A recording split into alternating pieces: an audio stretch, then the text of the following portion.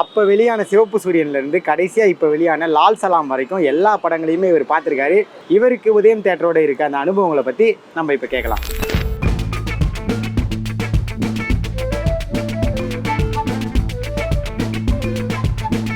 எல்லாமே ரேட்டு கம்மியாக இருக்குது. 2 ரூபா 90 காசுல ஆரம்பிச்ச டிக்கெட்டு உதயத்தில் 3.90 ஆச்சு. 10-15 வருஷமா 2.90 தான் இருந்தது. 3.90 ஆச்சு.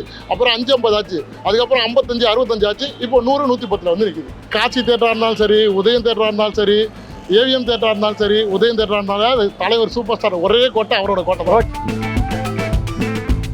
அப்போ இருந்தது நம்ம ஏரியாவில் ஏவிஎம் தேட்டர் இருந்தது, கமலா தேட்டர் இருந்தது, காட்சி தேட்டர் இருந்தது. ஆனால் எந்த தேட்டர் இருந்தாலும் கமலாவுக்கு அடுத்தபடியாக நமக்கு உதயம் திறந்த உடனே எல்லா தேட்டருமே அடி வாங்கிருக்கு. அப்போலேருந்து வந்து உதயம் தேட்டரில் வந்து செலிப்ரேஷன் கொண்டாட்டத்தெல்லாம் தடை பண்ணிட்டாங்க. அதனால தான் கொஞ்சம் அந்த தேட்டர் அடி வாங்கிருச்சு. இந்த வீடியோவை உங்களுக்கு வழங்குபவர்கள் Paces Pay, secure digital payments with multiple features and great success rate. Udhayam theatre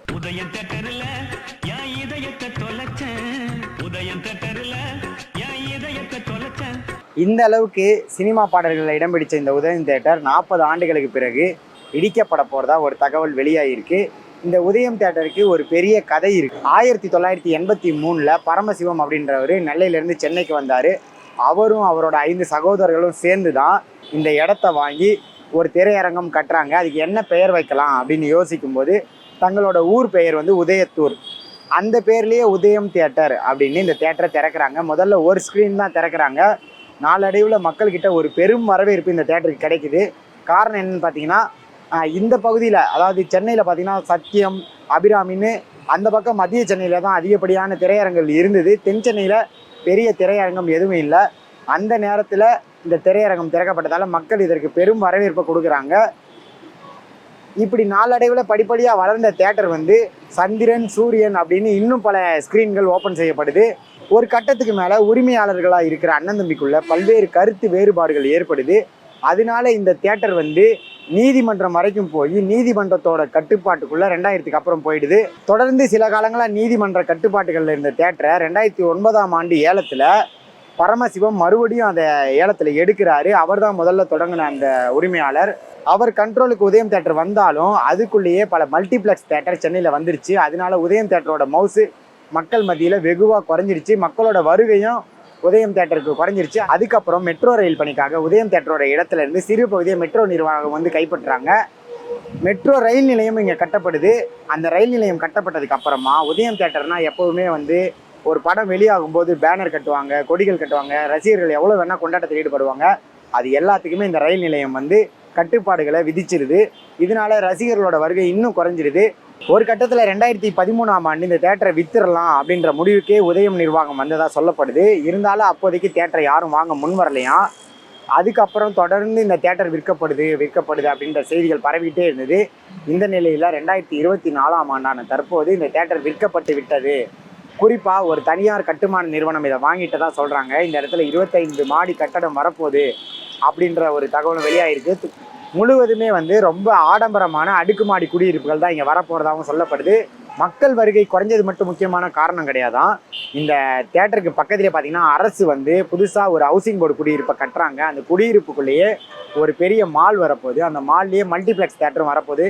அந்த தேட்டர் வந்துட்டு அதுக்கப்புறம் உதயத்துக்கு வர மக்கள் இன்னும் குறைஞ்சிருவாங்க. அப்படின்றதால இதை விற்கலாம் அப்படின்ற முடிவுக்கே நிர்வாகம் வந்து வித்துட்டதா சொல்லப்படுது. இதுக்கப்புறம் இங்கே கட்டப்பட போகிற இடத்துல பார்த்தீங்கன்னா 25 மாடி கட்டடம் கட்ட போகிறாங்களாம். அது எல்லாமே பார்த்தீங்கன்னா உயர் ரக அடுக்குமாடி குடியிருப்புகள் அப்படின்றதால இதுக்கப்புறம் இங்கே தேட்டர் வரத்துக்கு எந்த வித வாய்ப்பும் கிடையாது அப்படின்னு சொல்கிறாங்க. இருந்தாலுமே 40 வருடங்களாக கமல், ரஜினி, அஜித், விஜய் அப்படின்னு பல்வேறு நடிகர்களோட படத்தை கொண்டாட்டங்களோட மக்கள் ரசித்த இடம் இது. அவங்க எண்ணங்களில் வந்து பார்த்திங்கன்னா ரொம்பவே உதயம் தேட்டர் கலந்துருக்கு. குறிப்பாக 2K கிட்ஸ் பெரும்பாலும் இந்த தேட்டரில் வந்து படம் பார்க்கறதுக்கான வாய்ப்பு குறைவு. ஏன்னா அவங்க காலத்தில் மல்டிப்ளெக்ஸ் திரையரங்குகள் நிறைய சென்னையில் வந்தாலும் அவங்க பார்த்துருக்கிறதுக்கு வாய்ப்பு குறைவு தான். இருந்தாலும் 70s, 80s, 90s கிட்ஸோட ஒரு பெரும் நினைவுகளை கொண்ட தேட்டராக என்றென்றும் உதயம் தேட்டர் நிலைத்து நிற்கும் அப்படின்னு சொல்லப்படுது. கொரோனா காலத்துக்கு அப்புறம் பார்த்தீங்கன்னா ஓடிடி தளங்கள் பெருசாக வளர்ந்ததால் சென்னையில் வந்து திரையரங்குகளுக்கு மக்கள் வருகை பெரும்பாலும் குறைஞ்சிருச்சு அப்படின்னு சொல்லப்படுது. குறிப்பாக சாந்தி, அகஸ்தியா, மகாராணி போன்ற முக்கிய திரையரங்குகள் எல்லாம் மூடப்பட்டது. அந்த வரிசையில் இப்போ உதயம் தேட்டரும் இணைஞ்சிருக்கு. 1983ஆம் ஆண்டு உதயம் தேட்டர் திறக்கப்பட்டப்ப ரஜினிகாந்தின் சிவப்பு சூரியன் அப்படின்ற படம் தான் வெளியாச்சு. ரசிகர்கள் அதை கோலாகலமாக கொண்டாடினாங்க. அந்த முதல் படத்தை பார்த்த நபர் நம்மளோட இருக்காரு. அப்போ வெளியான சிவப்பு சூரியன்லேருந்து கடைசியாக இப்போ வெளியான லால் சலாம் வரைக்கும் எல்லா படங்களையுமே இவர் பார்த்துருக்காரு. இவருக்கு உதயம் தேட்டரோட இருக்க அந்த அனுபவங்களை பற்றி நம்ம இப்போ கேட்கலாம். நீங்கள் இப்போ முதல்ல உதயம் தேட்டரை திறந்து படம் பார்த்தீங்களா? அப்போ உங்களுக்கு எப்படி இருந்தது அனுபவம்? அனுபவம் ரொம்ப ரொம்ப இதாக இருந்தது. ஏன்னா தளர் படம் முதல் தேட்டர் புது தேட்டரில் புது படத்தை பார்க்குறன்றப்ப ரொம்ப படம் ரிலீஸ் ஆகி ஒரு வாரம் கழிச்சு தான் இங்கே போட்டாங்க, தேட்டர் திறந்தாங்க. அப்போ அந்த படத்தை ரிலீஸ் பண்ணாங்க. ஒரு வாரம் ஆயிடுச்சு படம் ரிலீஸ் ஆகி, 2வது வாரம் தான் இந்த தேட்டர் திறந்தாங்க. திறந்த உடனே போட்டாங்க அந்த படத்தை. 1983 சென்னையை பொறுத்த வரைக்கும் மற்ற எந்தெந்த தேட்டர்லாம் இருந்தது அதோட கம்பேர் பண்ணும்போது அப்போ திறக்கப்பட்ட உதயம் தேட்டர் எப்படி இருந்தது? அப்போ இருந்தது நம்ம ஏரியாவில் ஏஎம் தேட்டர் இருந்தது, கமலா தேட்டர் இருந்தது, காட்சி தேட்டர் இருந்தது. ஆனால் எந்த தேட்டர் இருந்தாலும் கமலாக்கு அடுத்தபடியாக நமக்கு உதயம் திறந்த உடனே எல்லா தேட்டருமே அடி வாங்கிருச்சு. உதயம் தேட்டரில் தான் எந்த படமாக இருந்தாலும் மக்கள் விரும்பி பார்க்கணும். நாங்கள் எனக்கு அந்த தேட்டர் டிக்கெட் கொடு, அந்த தேட்டர் டிக்கெட் தான் வேணும். எல்லாருமே நாங்கள் ரசிகர் மன்றத்தில் இருக்கிறதுனால எல்லா ரசிகருக்குமே இந்த தேட்டர் டிக்கெட் தான். ஆனால் இந்த தேட்டர் ரிலீஸ் ஆனால் அந்த தேட்டர் ரிலீஸ் ஆகாது. அந்த மாதிரி இருக்கிறப்ப அதிகபட்ச படம் இங்கே தான் ரிலீஸ் ஆச்சு. நம்ம படம் தலைவர் படம் 1-2 படத்தை தவிர மிச்சம் எல்லா படமுமே 1995 வந்த படம் அதிகபட்சமாக இங்கே தான் ரிலீஸ் ஆகுது. இப்போ பொதுவாக பார்த்தீங்கன்னா சென்னையில் ஒவ்வொரு தேட்டரில் ஒருத்தருக்கு வந்து கொண்டாடப்பட ஒருத்தருக்கு கோட்டைன்வாங்க. ஆல்பர்ட் தேட்டரை வந்து நீண்ட காலமாக ரஜினி கோட்டைனாங்க, அப்புறம் விஜயோட கோட்டைனாங்க.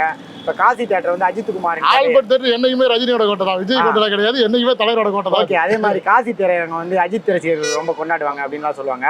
அதை போல உதயம் யாருக்கான கோட்டையா இருந்தது இப்போ இருந்துட்டு? நீங்க சொல்ற மாதிரி காட்சி தேட்டரா இருந்தாலும் சரி, உதயம் தேட்டரா இருந்தாலும் சரி, ஏவிஎம் தேட்டரா இருந்தாலும் சரி, உதயம் தேட்டரா இருந்தாலும் தலைவர் சூப்பர் ஸ்டார் ஒரே கோட்டை அவரோட கோட்டை தான்.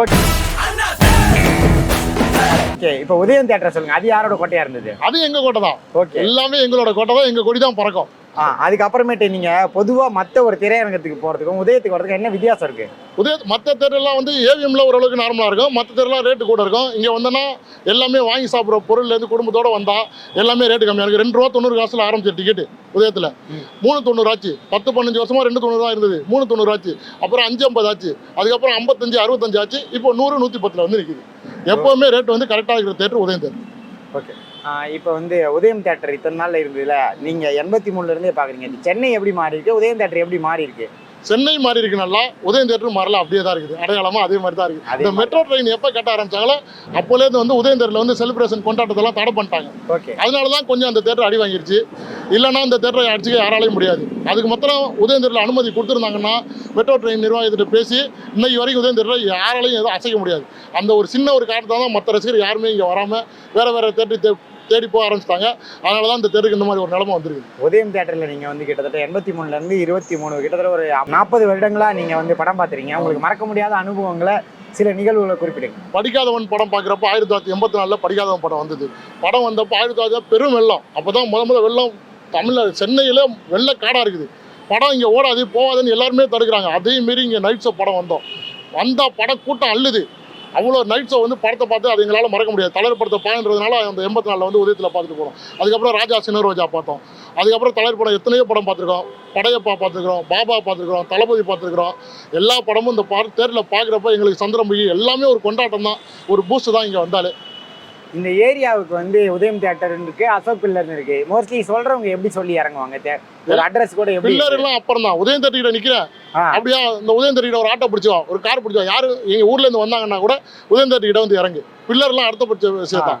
உதயம் தேட்டர்கிட்ட இறங்கி ஒன்று நான் வந்து கூப்பிட்டு போகிறேன், இல்லைன்னா இந்த ஏரியாவிலேருந்து இந்த ஏரியாவுக்கு வரதுக்கு ரூட் சொல்லி கொடுக்குறேன் அப்படின்னு சொல்லுவாங்க. ஓகே, இப்போ இத்தனை காலமாக 40 ஆண்டு காலமாக நீங்கள் உதயத்தை அடிக்கடி இந்த பக்கம் நடந்து போகும்போது பார்த்துருப்பீங்க, இதோட பழகிருப்பீங்க, எத்தனையோ படங்களை பார்த்துருப்பீங்க.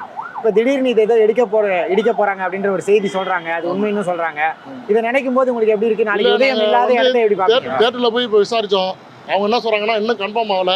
நாங்கள் எதுக்கு போய் பார்த்து கேட்டோம்னா, பாட்ஷா படத்தை லாஸ்ட் நாள் என்னைக்கே சொல்லுங்க, அன்னைக்கு பாட்ஷா படத்தை போட்டு மிக ஆடம்பரமாக ஒரு கொண்டாட்டத்தோட நம்ம முடிப்போம் அப்படின்னு போய் நான் ரசிகர் மன்ற சார்பாக நான் கேட்டேன். தேட்டர் மேனேஜர்கிட்ட போய் பேசி தான் வந்தேன். அவர் என்ன சொல்கிறாரு, இன்னும் கன்ஃபார்ம் ஆகல, 2 மாதமும் ஆகலாம், 3 மாதமும் ஆகலாம், இன்னும் எங்களுக்கு உறுதியான தகவல் தெரியல அப்படின்னாரு. அப்படி ஒரு வேளை மூடுற மாதிரி இருந்தால் உங்களுக்கு நாங்கள் ஃபோன் பண்ணுறோம், நீங்கள் பாட்ஷா படத்தை போட்டுக்கலாம் அப்படின்றாரு. அது வந்து மிக பிரம்மாண்டமாக எல்லா ரசிகரும் சேர்ந்து, நான் மட்டும் இல்லை சென்னையில் இருக்கிற அத்தனை ரசிகரும் சேர்ந்து ஒரு விழா வச்சு நடத்தி நல்ல பிரம்மாண்டமாக பண்ணுவோம். உதயத்துக்கு பிரியா விடை கொடுப்பீங்க. ஆமாம், ஓகே. அதே மாதிரினா உதயம் இல்லாமல் நாளை பின்ன நீங்கள் போகிறீங்க, உதயத்துக்கு பதிலாக வேற ஒரு கட்டடம் இருக்குன்னா உங்களுக்கு எப்படி இருக்கும் அந்த நினைவு? அதுக்கு தான் நான் என்ன கோரிக்கை வைக்கிறேன் உங்கள் சேனல் மூலமானா, எவ்வளோ பெரிய 25 மாடி வருதுன்றாங்க, 15 மாடி வருதுன்றாங்க, அதெல்லாம் எங்களுக்கு தெரியல. எத்தனை மாடி வந்தாலும் இந்த ஒரு அடையாளமாக ஒரே ஒரு ஸ்க்ரீன் உதயம்னு ஒரு ஸ்க்ரீனை கட்டி நீங்கள் எத்தனை மாடி வேணாலும் கட்டியிருங்க, ஒரு ஸ்க்ரீனில் உதயம் தேட்டர்னு வச்சு அதில் ஒரு படத்தை ஓட்டுங்க. அது என்னோட கோரிக்கையாக உங்கள் சேனல் மூலமாக நான் சொல்கிறேன். நன்றி நன்றி.